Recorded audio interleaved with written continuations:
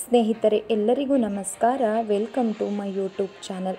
ಹೆತ್ತ ತಂದೆಗಾಗಿ ತನ್ನ ಜೀವನದ ಆಸೆ ಆಕಾಂಕ್ಷೆಗಳನ್ನು ತೊರೆದ ಹೆಣ್ಣು ಮಗಳ ಕತೆ. ಪುಣ್ಯವತಿ. ಅಶ್ವಿನಿ, ಪದೇ ಪದೇ ನನ್ನ ನಿರ್ಧಾರನ ಬದಲಿಸೋಕೆ ಪ್ರಯತ್ನಿಸಬೇಡ. ನೀನು ಕರ್ಕೊಂಡು ಬರಲಿಲ್ಲ ಅಂತ ನಿನ್ನ ನಿಷ್ಠೂರ ಮಾಡುವವರು ಯಾರಿದ್ದಾರೆ? ಕೊಟ್ಟ ಹೆಣ್ಣು ಕುಲಕ್ಕೆ ಹೊರಕ್ಕೆ ಅಂತ ಗೊತ್ತಿಲ್ವಾ ನಿನಗೆ? ನೀನೇನು ಒಬ್ಬಳೆ ಮಗಳಲ್ಲ. ನಿಮ್ಮಪ್ಪನ ಜವಾಬ್ದಾರಿಯನ್ನು ಹೊತ್ಕೊಳ್ಳೋಕೆ ಗಂಡು ಮಕ್ಕಳು ಸಹ ಇದ್ದಾರಲ್ವಾ? ಈಗೇನು ಮನೆಯಿಂದ ಆಚೆ ಕಳಿಸಿದ್ದಾರಾ ನಿಮ್ಮಪ್ಪನ್ನ? ಅಲ್ಲೇ ಇರಲಿ ಬಿಡೋ ಅವರು ಎಂದು ಖಡಾಖಂಡಿತವಾಗಿ ರಾಜೀವ್ ಹೇಳಿದಾಗ ಉಕ್ಕಿ ಬಂದ ಮಾತುಗಳನ್ನು ಬಲವಂತವಾಗಿ ತಡೆದುಕೊಂಡು ನೋವು ಅವಮಾನಗಳನ್ನು ಹತ್ತಿಕ್ಕಿಕೊಂಡಳು. ತಾನು ಎಷ್ಟು ದುಡಿದರೇನೋ, ಎಷ್ಟು ಸ್ವಾವಲಂಬಿ ಎನಿಸಿಕೊಂಡರೇನೋ, ಕೊನೆ ಉಸಿರೆಳೆಯುವ ಜೀವಕ್ಕೆಷ್ಟು ತಂಪು ಕೊಡಲಾರದ ಅಸಹಾಯಕತೆ, ಜನ್ಮ ಕೊಟ್ಟಾತನಿಗೆ ಆಸರೆ ಕೊಡಲಾರದ ಈ ಪರಿಸ್ಥಿತಿ ಯಾರಿಗೂ ಬರಬಾರದು ಎಂದುಕೊಂಡಳು ಅಶ್ವಿನಿ. ರಾಜೀವ್ಗೆ ಮೊದಲಿನಿಂದಲೂ ತನ್ನ ತವರಿನವರನ್ನು ಕಂಡರೆ ಅಷ್ಟಕ್ಕಷ್ಟೇ. ಅದಕ್ಕೆ ಕಾರಣವೂ ಇಲ್ಲದೇನಲ್ಲ. ಆದರೆ ಈ ಘಳಿಗೆಯಲ್ಲಿ ಮಾನವೀಯತೆ ಬೇಡವೇ? ದೀನ ಸ್ಥಿತಿಯಲ್ಲಿರುವ ಅಪ್ಪ ಎಲ್ಲ ಮಕ್ಕಳ ನಿಷ್ಕೃಷ್ಟಕ್ಕೆ ಬಲಿಯಾಗಿ ದರ್ಪದಿಂದ ಬದುಕಿದ ಜೀವ ಇಂದು ಅಂಗೈಯಲ್ಲಿ ಜೀವ ಹಿಡಿ ಪ್ರೀತಿಗಾಗಿ ಒದ್ದಾಡುತ್ತಿರುವಾಗ ನೋಡುತ್ತಾ ತಾನು ಹೇಗಿರಲಿ? ಕಣ್ಣೀರು ತರಿಸುವ ಅಪ್ಪನ ಸ್ಥಿತಿ ಎಂತಹವರ ಧನ್ಯತೆಯನ್ನು ಸಹ ಕರಗಿಸುವಂತಿದೆ. ಹಾಗಿರುವಾಗ ಹೆತ್ತ ಮಗಳಾಗಿ ನಾನು ಹೇಗೆ ಸುಮ್ಮನಿರಲಿ? ಹೆತ್ತ ಕರುಳಿಗಾಗಿ ಜೀವ ಬಾಧಿಸುವುದಿಲ್ಲವೇ? ಕರ್ತವ್ಯ ಸಹ ನನಗೂ ಇದೆ. ನಾನು ಯಾರು ಏನೆಂದರೂ ಸರಿ, ಅಪ್ಪನನ್ನು ಕರೆ ತಂದೇ ತರುತ್ತೇನೆ. ರಾಜೀವ್ ಒಂದೆರಡು ದಿನ ಅಸಮಾಧಾನ ತೋರಿಸುತ್ತಾರೆ. ಆದರೆ ನನಗಾಗಿ ಆದರೂ ಸಹ ನನ್ನ ನಿರ್ಧಾರನ ಮನ್ನಿಸುತ್ತಾರೆ. ದೇವರು ಕೊಟ್ಟ ಅನುಕೂಲವಿದೆ. ಎದೆಯೊಳಗೆ ಮಿಡಿಯುವ ಹೆತ್ತವರಿಗಾಗಿ ಮರುಗುವ ಹೃದಯವೂ ಸಹ ಇದೆ. ಅಪ್ಪನ ಕೊನೆಗಾಲವನ್ನು ನೆಮ್ಮದಿಯಿಂದ ಸಂತೋಷದಿಂದ ಕಳೆಯಲು ಅನುವು ಮಾಡಿಕೊಡುತ್ತೇನೆ ಎಂದು ದೃಢ ನಿರ್ಧಾರ ಮಾಡಿದ ಮೇಲೆ ಎದೆ ಹಗುರವಾದಂತೆ ಅನಿಸಿತು. ಅಶ್ವಿನಿಗೆ ಹೊರಗೆ ಕಾರು ನಿಂತ ಶಬ್ದವಾದಂತೆ ರಜೆ ಕೂಡ ಇಲ್ಲ ಎಂದು ಅಂದುಕೊಳ್ಳುತ್ತಲೇ ಹೊರಗೆ ಬಂದಳು. ಹಾಯ್ ಮಮ್ಮಿ, ಹೇಗಿದ್ದೀಯಾ ಎನ್ನುತ್ತಾ ಒಳ ಬಂದ ಅರ್ಜುನ್ನನ್ನು ನೋಡಿ, ಬಾಬಾ ಪಾಪು, ಶಾಲಿನಿ ಬರಲಿಲ್ವಾ? ಬಂಟಿ ಹೇಗಿದ್ದಾಳೆ ಎಂದು ಸಡಗರಿಸಿದಳು. ಶಾಲುಗೆ ರಜಾ ಇಲ್ಲಮ್ಮ, ಬಂಟಿಗೆ ಹೊಸ ಸಾಹಸ ಮಾಡೋಕೆ ಹೊರಟಿದ್ದೀಯಂತೆ. ಅಪ್ಪ ರಾತ್ರಿ ಫೋನ್ ಮಾಡಿದ್ರು. ತಕ್ಷಣ ರಜೆ ಹಾಕಿ ಹೊರಟು ಬಂದುಬಿಟ್ಟೆ. ನೇರವಾಗಿ ವಿಷಯಕ್ಕೆ ಬರ್ತಾ ಇದ್ದಾನೆ ಅಂದುಕೊಂಡು, ತಿಂಡಿ ತಿಂತೀಯಾ ಎಂದಳು. ಕಾಫಿ ಸಾಕಮ್ಮ, ದಾರಿಲಿ ತಿಂಡಿ ತಿಂದೆ. ಮಧ್ಯಾಹ್ನ ಒಟ್ಟಿಗೆ ಊಟ ಮಾಡಿದರೆ ಆಯಿತು ಅಂತ ಬೆಳೆದು ನಿಂತ ಮಗನನ್ನು ನೋಡುತ್ತಾ ಎದೆ ತುಂಬಿ ಬಂತು. ನಾಳೆ ನನಗಾಸರೆ ಇವನೇ ಅಲ್ಲವೇ? ನನ್ನ ಹೆತ್ತಪ್ಪನಿಗಾಗಿ ಕರುಳು ಮಿಡಿಯುವಂತೆ ಇವನ ಕರುಳು ಸಹ ನನಗೋಸ್ಕರ ಮಿಡಿಯುತ್ತದೆ ಅಲ್ಲವೇ? ನನಗಾಗಿ ಅಮ್ಮ ಆ ಕರೆ ಅಪಾಯಮಾನವೆನಿಸಿತು. ಅಮ್ಮ, ನನಗೀಗ ಎಷ್ಟು ವರ್ಷ? ಇನ್ನೆಂಟು ತಿಂಗಳಿಗೆ ರಿಟೈರ್ಡ್ ಆಗ್ತೀಯಾ, ಹೌದಲ್ವಾ? ಆಗ ನಿನ್ನನ್ನು ಅಪ್ಪನನ್ನು ನನ್ನ ಜೊತೆ ಕರ್ಕೊಂಡು ಹೋಗಿ ಚೆನ್ನಾಗಿ ನೋಡ್ಕೋಬೇಕು ಅಂತ ಹಂಬಲಿಸುತ್ತಾ ಇದ್ದೇನೆ. ಕೆಲಸ ಬಿಡು ಅಂದರೂ ಸಹ ನೀನು ಬಿಟ್ಟಿಲ್ಲ. ಈಗಲಾದರೂ ನೀನು ಮಗ ಸೊಸೆ ಮೊಮ್ಮಕ್ಕಳ ಜೊತೆ ಇರಬೇಡವೇ? ಅವಳಿಗೆ ಗೊತ್ತು ಮಗನಿಗೆ ತನ್ನ ಮೇಲೆ ಇಷ್ಟೊಂದು ಪ್ರೀತಿ ಇದೆ ಅಂತ, ಕಾಳಜಿ ಇದೆ ಅಂತ. ನಾನು ನೋಯುವುದನ್ನು ಆತ ಸಹಿಸಲಾರ, ನಾನು ಕಷ್ಟಪಡುವುದನ್ನು ಆತ ನೋಡಲಾರ. ನನಗಾಗಿ ಏನು ಬೇಕಾದರೂ ಮಾಡಬಲ್ಲ ಅನ್ನುವುದೂ ಸಹ ಗೊತ್ತು. ಆದರೆ ಅದೇ ಪ್ರೀತಿ, ಅದೇ ಕಾಳಜಿ ನನ್ನ ಹೆತ್ತಪ್ಪನ ಮೇಲೆ ನನಗಿರಬಾರದೆ? ಈ ಭೂಮಿಗೆ ನನ್ನನ್ನು ತಂದಾತನು ಇರುವ ಪರಿಸ್ಥಿತಿ ನೋಡಿ ನಾನು ನನ್ನವರೊಂದಿಗೆ ಸುಖವಾಗಿ ಸಂತೋಷವಾಗಿ ಹೇಗೆ ಇದ್ದು ಬಿಡಲಿ? ಅದು ಧರ್ಮವೇ? ನ್ಯಾಯವೇ? ಅಮ್ಮ ಅಮ್ಮ ಅಂದಿದ್ದ ಧ್ವನಿ ಹೆತ್ತೊಡಲಿಗೆ ತಂಪೆರೆದ ಭಾವ. ಅಮ್ಮ, ತಾತಂಗಾದರೆ ಇನ್ನು 4 ಜನ ಮಕ್ಕಳಿದ್ದಾರೆ. ಆದರೆ ನಿನಗಾದರೆ ನಾನೊಬ್ಬನೇ ಮಗ ಅಲ್ವಾ? ನನ್ನ ಜೊತೆ ನೀನಿರುವುದೇ ಧರ್ಮ ಕಣಮ್ಮ. ಈ ವಯಸ್ಸಿನಲ್ಲಿ ತಾತನ ಜವಾಬ್ದಾರಿ ನಿಂಗೆ ಯಾಕಮ್ಮ? ಸೀದಾ ವಿಷಯಕ್ಕೆ ಬಂದ ಅರ್ಜುನ್, ಪಾಪು, ನಿನ್ನ ಮಾವಂದಿರು ಅಪ್ಪನ್ನ ಯಾವ ಸ್ಥಿತಿಯಲ್ಲಿ ಇಟ್ಟಿದ್ದಾರೆ ಅಂತ ನಿಂಗೊತ್ತಿಲ್ಲ. ಅದನ್ನು ನೋಡ್ತಾ ಇದ್ದರೆ ಕರುಳು ಸಿಟ್ಟು ಬರುತ್ತೆ ಕಣೋ, ಬಿಕ್ಕಳಿಸಿದಳು. ನನಗೆ ಅರ್ಥ ಆಗುತ್ತೆ, ನಿನ್ನಿಂದ ಸಹಿಸೋಕೆ ಆಗೋಲ್ಲ. ಆದರೆ ವಾಸ್ತವವನ್ನು ಅರ್ಥ ಮಾಡಿಕೋಮ್ಮ. ತಾತನ ನೋಡಿಕೊಳ್ಳುವ ಜವಾಬ್ದಾರಿ ಅವರ ಗಂಡು ಮಕ್ಕಳದ್ದು, ಹೌದಲ್ವಾ? ತಾತಂಗೆ ತೀರಾ ವಯಸ್ಸಾಗಿದೆ ಅಮ್ಮ. ಮಗು ಥರ ನೋಡ್ಕೋಬೇಕು. ನಿನ್ನ ಕೈಲಿ ಅದು ಸಾಧ್ಯನಾ? ಸಾಧ್ಯ ಅಸಾಧ್ಯದ ಪ್ರಶ್ನೆ ಅಲ್ಲ ಪಾಪು, ಇದು ಕರುಳಿಗೆ ಸಂಬಂಧಿಸಿದ ವಿಚಾರ. ಅಸಹಾಯಕ ವೃದ್ಧನಿಗೆ ನಾನು ಮಾಡಲೇಬೇಕಾದಂತಹ ಕರ್ತವ್ಯ. ಮಗಳಾಗಿ ನನಗೆ ಇರೋ ಜವಾಬ್ದಾರಿ ಇದು. ಸರಿಯಮ್ಮ, ಆದರೆ ನೀನು ಈ ವಯಸ್ಸಲ್ಲಿ ಮಗ ಸೊಸೆಯ ಕೈಲಿ ಸೇವೆ ಮಾಡಿಸ್ಕೋತಾ ಇರಬೇಕಾದ ಕಾಲ ಇದು. ಅದು ಅಲ್ಲದೆ ತಾತ ನಿಂಗೆ ದೊಡ್ಡಮ್ಮಂದಿರಿಗೆ ಮಾಡಿರೋದನ್ನು ನೆನೆಸಿಕೊಂಡರೆ ತಾತನ ಮುಖ ಕೂಡ ನೋಡಬಾರದು. ಅವರ ಹಣೆ ಬರಹ ಅನುಭವಿಸಿಕೊಳ್ಳಲಿ. ನೀನು ಮಾತ್ರ ದೊಡ್ಡಮ್ಮನಂತಿರು. ಸುಮ್ಮನೆ ಹೋಗಿ ನೋಡಿಕೊಂಡು ಬಾ. ಆದರೆ ಮನೆಗೆ ಮಾತ್ರ ಅವರನ್ನು ತಂದು ಇಟ್ಟುಕೊಳ್ಳುವುದು ಬೇಡವೇ ಬೇಡ. ಅಪ್ಪಂಗೂ ಅದು ಇಷ್ಟ ಆಗೋದಿಲ್ಲ. ಅಪ್ಪನಿಗೆ ಬೇಸರ ಪಡಿಸಬೇಡ. ಅಪ್ಪ ಮಗನ ತೀರ್ಮಾನ ಒಂದೇ ಆಗಿತ್ತು. ಯಾವ ಕಾರಣಕ್ಕೂ ತನ್ನ ನಿರ್ಧಾರಕ್ಕೆ ಬೆಂಬಲ ಕೊಡಲಾರರು. ಪಾಪು ಹೇಳ್ತಾ ಇರೋದು ಸತ್ಯವೇ. ಅಪ್ಪ ನನಗೂ ಅಕ್ಕಂದಿರಿಗೂ ಮಾಡಿರುವುದನ್ನು ನೆನೆಸಿಕೊಂಡರೆ ಮನಸ್ಸು ಬೆಂಕಿಯಂತೆ ಸುಡುತ್ತೆ. ನೋವಿನಿಂದ ನರಳುತ್ತದೆ, ವಿಷಾದದಿಂದ ತಪ್ತವಾಗುತ್ತದೆ. ಮಗ ಹೊರಟು ನಿಂತಾಗ ಮೌನವಾಗಿಯೇ ಬೀಳ್ಕೊಟ್ಟಳು. ಅಮ್ಮನಿಗೆ ಬೇಸರವಾಗಿದೆ ಅಂತ ಗೊತ್ತಿದ್ದರೂ ತಾತನ ವಿಚಾರವನ್ನು ಬಿಟ್ಟು ಬಿಡು, ನಿನ್ನ ಆರೋಗ್ಯ ನೋಡ್ಕೊ ಎಂದು ತಾಕೀತು ಮಾಡಿಯೇ ಅರ್ಜುನ್ ಕಾರು ಹತ್ತಿದ. ಆದರೆ ಈ ಮನಸ್ಸು ಎಂಬುದು ಹೇಳಿದವರ ಮಾತುಗಳಿಗೆಲ್ಲ ಬಗ್ಗುವಂತಿದ್ದರೆ ಅಪ್ಪ ಏನೇ ಮಾಡಿರಲಿ, ಗಂಡ ಮಗನ ಸಹಕಾರ ಸಿಗದಿದ್ದರೂ ಚಿಂತೆಯಿಲ್ಲ. ತನ್ನ ತೀರ್ಮಾನ ಮಾತ್ರ ಬದಲಾಗದು. ಅಪ್ಪ ತಮಗೆ ಏನೇ ಅನ್ಯಾಯ ಮಾಡಿದ್ದರೂ ಅಪ್ಪನ ಅದೇ ದರ್ಪ ದುರಹಂಕಾರವನ್ನು ಉಳಿಸಿಕೊಂಡಿರುವ ತಮ್ಮ, ಅಣ್ಣ, ಒಡ ಹುಟ್ಟಿದವರ ಬಗ್ಗೆ ಪ್ರೀತಿಯನ್ನಾಗಲಿ ನಮ್ಮ ಕಾರ್ಯವನ್ನಾಗಲಿ ಬೆಳೆಸಿಕೊಂಡವರಲ್ಲ. ಆದರೆ ಅಪ್ಪನಿಗಾಗಿ ತಾನು ಅಲ್ಲಿಗೆ ಹೋಗುವುದನ್ನು ನಿಲ್ಲಿಸಿಯೇ ಇಲ್ಲ. ಕಠಿಣ ಹೃದಯಗಳ ಆಶ್ರಯದಲ್ಲಿರುವ ಅಪ್ಪನಿಗೆ ಊಟ ತಿಂಡಿಯಿಂದ ಹಿಡಿದು ಎಲ್ಲದಕ್ಕೂ ಕಂಟ್ರೋಲ್. ಪ್ರೀತಿ ಇಲ್ಲ, ವಿಶ್ವಾಸವಿಲ್ಲ, ಮಮಕಾರ ಕಾಳಜಿಯಂತೂ ಮೊದಲೇ ಇಲ್ಲ.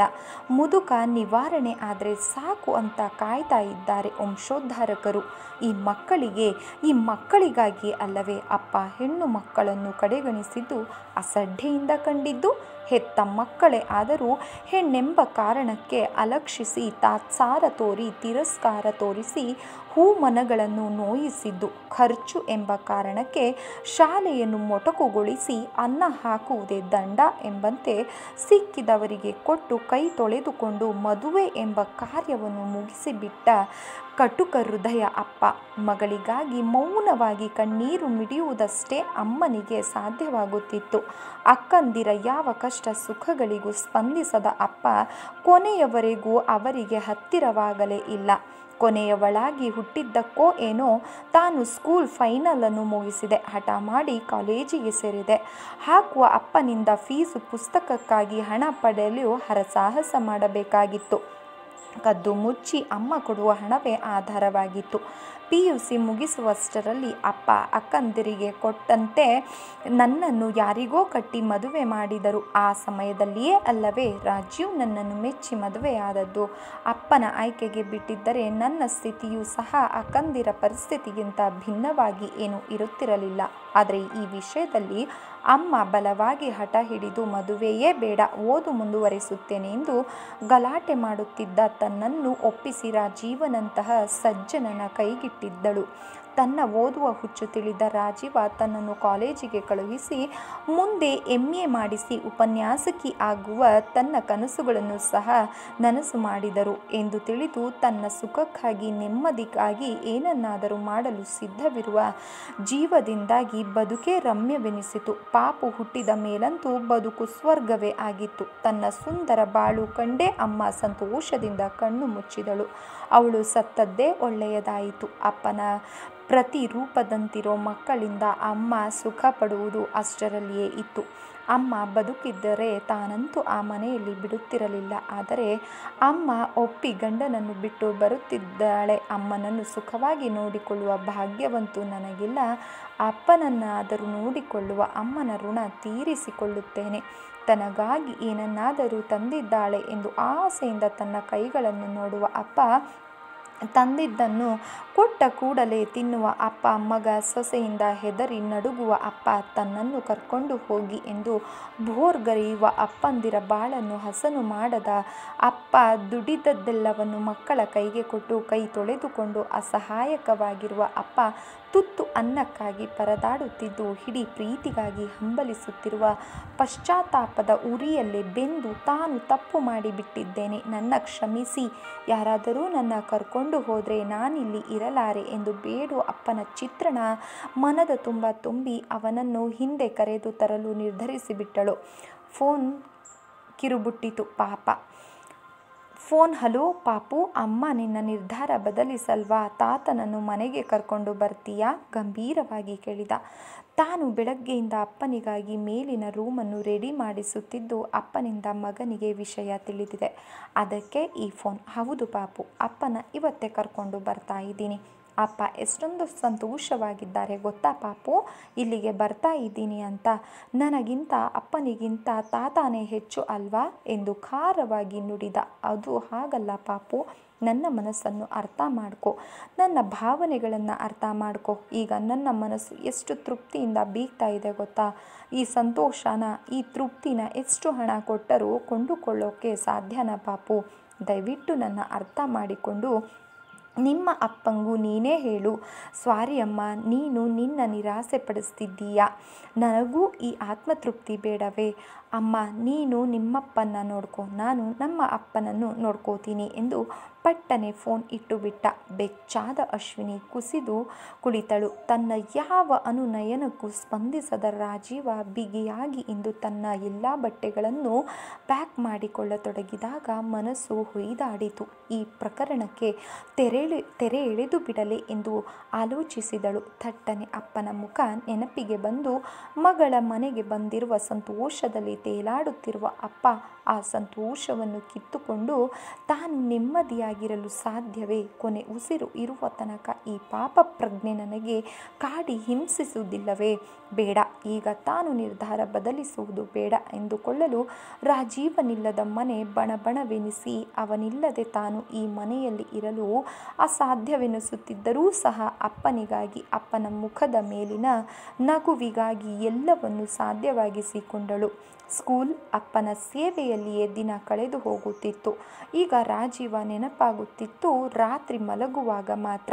ಬೆಳಗಿನ ಆಯಾಸ ಅವಳನ್ನು ನಿದ್ದೆಗೆಳೆದು ಬಿಡುತ್ತಿತ್ತು. ಗಂಡನಿಂದ ದೂರವಿರುವ ನೋವು ಕಾಡುತ್ತಿದ್ದರೂ ಸಹ ನಾನು ಏನೋ ಸಾಧಿಸಿದೆ ಎಂಬ ಭಾವ ಅವಳಲ್ಲಿ ಮೂಡಿತು. ಹಿಂದಿನ ಅಶ್ವಿನಿ ಅವಳಿಂದ ಕಳೆದೇ ಹೋಗಿಬಿಟ್ಟಿದ್ದಳು. ಸ್ವಾರ್ಥವಿಲ್ಲದ ಜೀವನ ಇಷ್ಟೊಂದು ನೆಮ್ಮದಿ ತರಬಹುದೇ ಎಂಬ ಪ್ರಶ್ನೆ ಮೂಡುವಷ್ಟರಲ್ಲಿ ಅಶ್ವಿನಿ ಬದಲಾಗಿ ಬಿಟ್ಟಿದ್ದಳು. ಈ ತೃಪ್ತಿ, ಈ ನೆಮ್ಮದಿ ಅವಳಿಗೆ ಹೆಚ್ಚು ದಿನ ಉಳಿಯದಂತೆ ಅಪ್ಪ ಸಂತೋಷದಿಂದ ನಗುತ್ತಲೇ ಪ್ರಾಣ ಬಿಟ್ಟಾಗ ಎದೆಗುಂದಿದಳು. ಈ ಭಾಗ್ಯಕ್ಕಾಗಿಯೇ ತಾನು ಗಂಡನನ್ನು, ಮಗನನ್ನು ಎದುರಿಸಿ ನಿಂತದ್ದು. ಅಪ್ಪ ಇನ್ನಷ್ಟು ದಿನ ನನ್ನೊಂದಿಗೆ ಇರಬಾರದಿತ್ತೆ ಎಂದು ಹಲವು ಬೀಗಿದಳು. ಒಟ್ಟಿನಲ್ಲಿ ಸಾಯುವ ಕ್ಷಣದಲ್ಲಿ ಅಪ್ಪನಿಗೆ ಆನಂದ ನೀಡಿದೆ ಎಂಬ ಸಂತೃಪ್ತಿ ಭಾವ ಒಂದೇ ಅವಳಿಗೆ ಕೊನೆಗೆ ಉಳಿದದ್ದು. ಅಪ್ಪನ ಅಂತ್ಯಕ್ರಿಯೆ ಎಲ್ಲ ಮುಗಿತು. ಅಪ್ಪನ ಋಣ ತೀರಿಸಲೆಂದು ಎಲ್ಲರೂ ಅವರವರ ಹಾದಿ ಹಿಡಿದು ಹೊರಟು ನಿಂತಾಗ ಅಶ್ವಿನಿಯ ಮನವು ಸ್ಪಷ್ಟವಾದ ನಿಲುವು ಕಂಡುಕೊಂಡಿತು. ಇನ್ನೇನು, ಅಮ್ಮ ನನ್ನೊಂದಿಗೆ ಬಂದೇ ಬರುತ್ತಾಳೆ. ಇಷ್ಟು ದಿನ ಅಪ್ಪ ಅಪ್ಪ ಅಂತ ನಮ್ಮನ್ನು ದೂರ ಮಾಡಿಕೊಂಡಿದ್ದ ಅಮ್ಮ ಈಗ ಹೊರಡುತ್ತಾಳೆ ಎಂಬ ಭಾವದಿಂದ ಅರ್ಜುನ್, ಇನ್ನೇನಮ್ಮ ತಾತನ ಸ್ವರ್ಗಕ್ಕೆ ಕಳಿಸಿ ಆಯಿತು, ನಾಳೆ ಮನೆ ಖಾಲಿ ಮಾಡ್ಕೊಳ್ತೀಯ ತಾನೆ? ಯಾಕಪ್ಪ? ಅಪ್ಪ ಇಲ್ಲದೆ ಹೋದರೆ ಏನು? ಅಪ್ಪನಂತಹ ಸ್ಥಿತಿಯಲ್ಲಿರುವ ಅದೆಷ್ಟೋ ಜೀವಗಳು ಪ್ರೀತಿಗಾಗಿ, ಹಿಡಿ ಕೂಳಿಗಾಗಿ ಹಂಬಲಿಸುತ್ತಾವೆಯೇ. ಅವರ ಸೇವೆ ಮಾಡುತ್ತಾ ನನ್ನ ಬದುಕನ್ನು ತೀರಿಸಿಕೊಳ್ಳುತ್ತೇನೆ. ಈ ಮನೆ ಇನ್ನು ಮುಂದೆ ವೃದ್ಧಾಶ್ರಮ. ಇದನ್ನು ನಡೆಸಿಕೊಂಡು ಹೋಗುವುದೇ ನನ್ನ ಕೊನೆಯ ಆಸೆ. ಈ ಉಸಿರು ಈ ದೇಹದ ಮೇಲೆ ಇರೋ ತನಕ ನಿನ್ನ ತಾತನಂಥವರಿಗೆ ಆಸರೆಯಾಗಿ ಇರ್ತೀನಿ. ಇನ್ನು ನೀನು ನಿಮ್ಮಪ್ಪನ ಕರ್ಕೊಂಡು ಹೊರಡಬಹುದು ಎಂದು ದೃಢವಾಗಿ, ನಿಶ್ಚಯವಾಗಿ, ನಿರ್ಭಯವಾಗಿ ಹೇಳಿದಳು. ಅಶ್ವಿನಿ ದಂಗಾಗಿ ಅಮ್ಮನನ್ನು ನೋಡುತ್ತಾ ನಿಂತು ಬಿಟ್ಟ ಅರ್ಜುನ. ತನ್ನ ಅನಂತವನ್ನು ನೆನೆಸಿಕೊಂಡು ಹೋಗುವ ಜವಾಬ್ದಾರಿ ನಿಂದು. ಹೆತ್ತ ತಾಯಿಯ ಋಣ ತೀರಿಸಬೇಕು. ಹನಿಗಣ್ಣಾಗಿ ಹೆಮ್ಮೆಯಿಂದ ನೀನು ಮನುಷ್ಯಳಲ್ಲ ಅಮ್ಮ, ಮಹಾತಾಯಿ. ನಿನ್ನಂತಹ ತಾಯಿಗೆ ಮಗನಾಗಿ ಹುಟ್ಟಿ ಅಷ್ಟೂ ಮಾಡದಿದ್ದರೆ ನಾನು ಮನುಷ್ಯನಾಗೋಕೆ ಸಾಧ್ಯವೇ ಇಲ್ಲ ಅಮ್ಮ. ನೀನು ಪುಣ್ಯವತಿ. ತಾಯಿಯ ಕೈಗಳನ್ನು ಹೊತ್ತುಕೊಂಡು ಭಾವುಕನಾದ ಅಶ್ವಿನಿ ನಿನ್ನ ಅರ್ಥ ಮಾಡಿಕೊಳ್ಳದೆ ತಪ್ಪು ಮಾಡಿಬಿಟ್ಟೆ. ದಯವಿಟ್ಟು ನನ್ನ ಕ್ಷಮಿಸಿಬಿಡು. ನಿನ್ನ ಜೊತೆ ನಾನು ಇರ್ತೀನಿ. ರಾಜೀವನ ನುಡಿ ಅಶ್ವಿನಿಯ ಕಿವಿಗಳಿಗೆ ಅಮೃತ ವರ್ಷಿಣಿಯಾದವು. ಸ್ನೇಹಿತರೆ, ಈ ಒಂದು ಕತೆ ನಿಮಗೆ ಇಷ್ಟ ಆಗಿದ್ರೆ ದಯವಿಟ್ಟು ಲೈಕ್ ಮಾಡಿ, ಸಬ್ಸ್ಕ್ರೈಬ್ ಮಾಡಿ, ಸಪೋರ್ಟ್